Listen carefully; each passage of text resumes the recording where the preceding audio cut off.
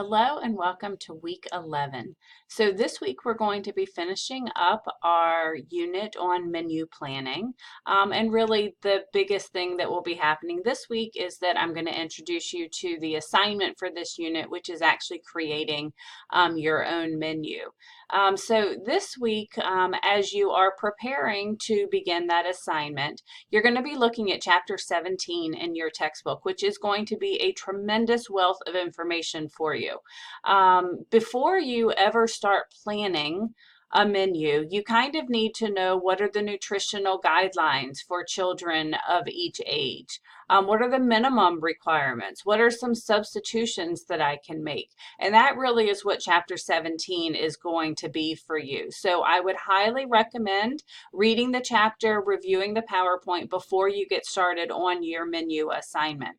But that really is where I want to spend the majority of this video, is just making sure that you understand how to do the assignment and what the requirements are for it. So when you look at our weekly page, you'll see again that we're still in the menu planning. And I've got the PowerPoint for chapter 17 in here. You're going to be doing a discussion board called Handling Mealtime Behavior, so make sure that you post and respond to at least 2 of your classmates to get your weekly participation grade. But really the biggest thing is going to be the menu plan. So if I boil it down to the nuts and bolts, you're going to be creating a 4-week menu plan. And for Monday through Friday, you're going to have a breakfast, a snack, and a lunch. And so I'm going to kind of give you some of the hints that are in here of things that you're going to want to do to make sure that your menu is nutritionally balanced, it's healthy, and it's going to be developmentally appropriate. So there is a template that is provided for you, and I'll quickly show you what that looks like because it's just basically Monday through Friday. Here's your breakfast, here's your snack, here's your lunch, and so you can type directly into the grid. It should expand on its own, but if it doesn't, then you can certainly make those adjustments very easily by simply dragging to the side or up and down to make your grids a different size. So a few things that I just want to make mention of right here. I would like for you somewhere on your menu to tell me what age group this is for. Because I think we all agree that the nutritional requirements for a 2-year-old are very different than a 5-year-old. So please make sure that you tell me what age this is for. And you're also going to want to make sure that you have clear indications of the different categories of food as well as an allergy substitute. And so I'm going to talk about that in just a minute. But this is all that the template looks like. And so just make sure that you're typing directly in here. I would highly recommend using the amounts of the food, because when you were doing some research on the nutritional guidelines, you probably saw things like children should have half a cup of fruit or 1 cup of milk, something like that. So the more specific you can get with the actual amounts, the better I can see that you understand how important it is to make sure that these nutritional guidelines are met. But if we go back to the actual assignment, again, you're going to see that you're doing a breakfast, a snack, and a lunch. It's going to be for 4 weeks. Chapter 17 is going to be an extremely helpful resource for you. Although there are plenty more out there, you've probably already bookmarked a lot of them from this class, things like Choose My Plate. I would also look at USDA.gov that's going to give you some information as well. But here's just a few things to keep in mind. So we want our menus to be varied. Although we know children would love to eat the same thing over and over again, that's not our goal, because we're trying to get them to have a well-balanced menu. So we don't want to repeat meals. So you can use some of the same foods, but we want it to be done in a variety of ways. So for instance, you want to offer foods that are fixed in a variety of the ways, but you don't have the same meat more than twice in 1 week. So for example, you can have ground beef served as meatloaf or hamburger in 1 week, and then in another week you can use the ground beef for tacos or meatballs. Basically, the biggest thing from this is we just want to make sure that we're trying to give them a variety of food. So try not to repeat meals. Obviously, they all must be well balanced and nutritious meals, so I don't want to see that they're going to be eating cookies. We know that children will bring in some of their own food, but what we are serving to them, we want to make sure is well balanced and nutritious. Each week, you want to have at least one meal that is non-meat but protein. So we know that things like eggs are going to be considered a protein but not meat. Cheese is another protein. So we want at least one meal, one lunch that is non-meat. So that's something that you're going to want to make sure is included. And you want to make sure that you have included accommodations for at least one common food allergy. So I've told you before that this one is near and dear to my heart since both of my daughters have tree nut allergies.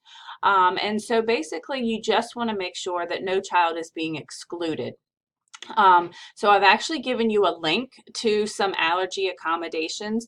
This is where I want you to make sure it's very clear on your menu. So if you're serving milk, but your allergy accommodation is for a dairy allergy, then you're going to want to put somewhere where it says milk or somewhere on your menu that in place of regular milk, you're going to have soy milk or almond milk.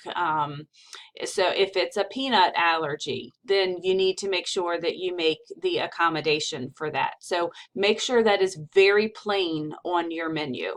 A lot of accommodations that I've seen have been for peanut butter, peanuts, tree nuts, dairy, but basically it can be any common food allergy. And again, use this to be a good resource for you.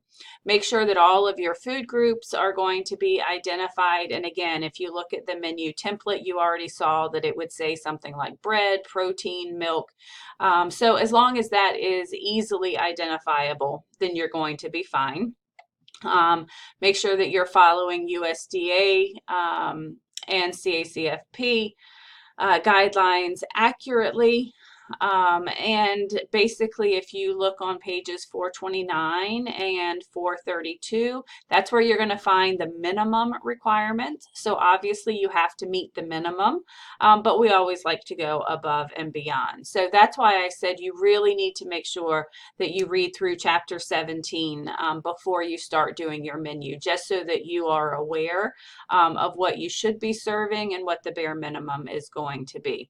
And then the last thing is if you're including anything in your menu that is kind of a combination of foods, so like a salad, a soup, a stew, you need to make sure that you list out the ingredients that are in there. You don't need the amounts of the ingredients, but for instance, if you're going to be having a salad and the salad is going to be lettuce and cucumbers and tomatoes and cheese, then you would just want to put that like in parentheses to let me know that that's what's going to be in that particular meal.